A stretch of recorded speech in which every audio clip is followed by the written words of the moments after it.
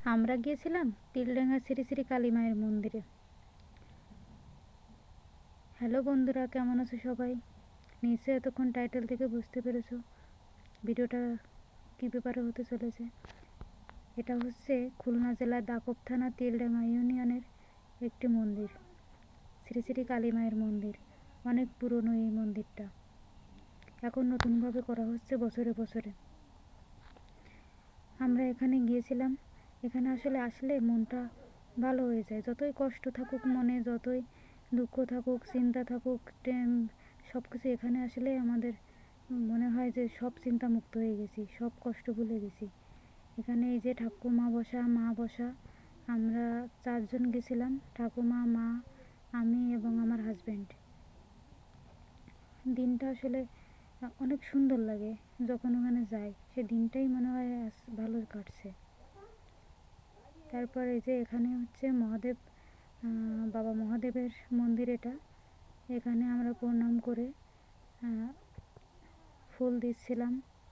তারপরে এই যে এখানে অনেক লোকের সমাগম ঘটে।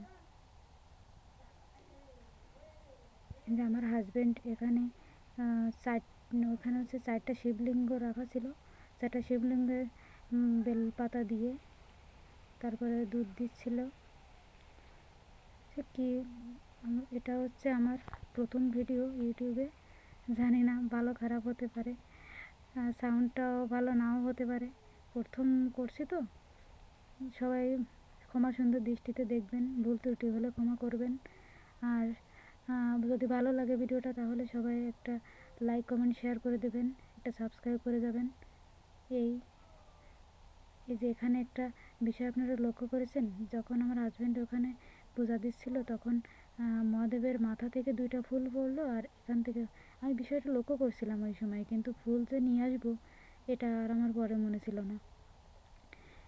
সবসময় ওখানে বাতাস যায়, ফ্যানও ছাড়া থাকে, কিন্তু কখনো আমি এরকম দেখিনি। আমিও পূজা দিয়েছিলাম কিন্তু তখন এরকম হয়নি, জানি না পুজো দেওয়ার সময় কেন এমনটা হলো।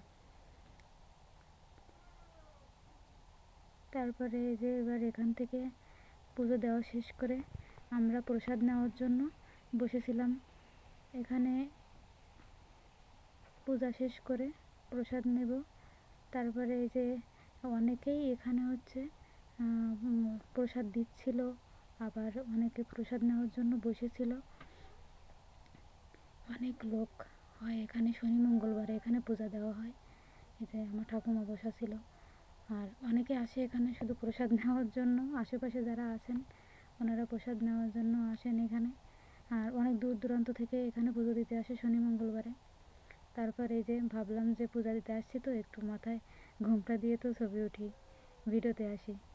তারপরে এখানে হচ্ছে এই যে এই বট গাছটায় দেখতে পাচ্ছেন অনেক লাল লাল কাপড় দিয়ে ইট বাঁধা আছে। আসলে এখানে সবার মনের আশা, যার যা মনের আকাঙ্ক্ষা আছে সেটা এখানে এভাবে বেঁধে নিজের ইয়েটা প্রকাশ করতে হয় যে যদি এই আশা আমার, যদি এই ইচ্ছাটা পূরণ হয় তাহলে আমি এটা করব, ওটা করব। যাই হোক, সেটা মায়ের কাছে একটা আমাদের নিবেদন। তারপরে এখানে হচ্ছে এই গাছের গোড়ায় এখানে মাদুলি দেওয়া হয়। এই মাদুলি পুড়ছে কিনা আমরা দেখতে আসছিলাম, তাই একটা পুড়ে গেছিলো আর একটা পড়ে নাই, তাই আমি আবার বেলপাতা দিয়ে ঢেকে রেখে চলে যাচ্ছিলাম। আবার যখন পড়বে তখন এটা নিতে আসব। ভিডিওটা এখানেই শেষ করছি, ভুল ত্রুটি হলে সবাই ক্ষমা করবেন আমাকে।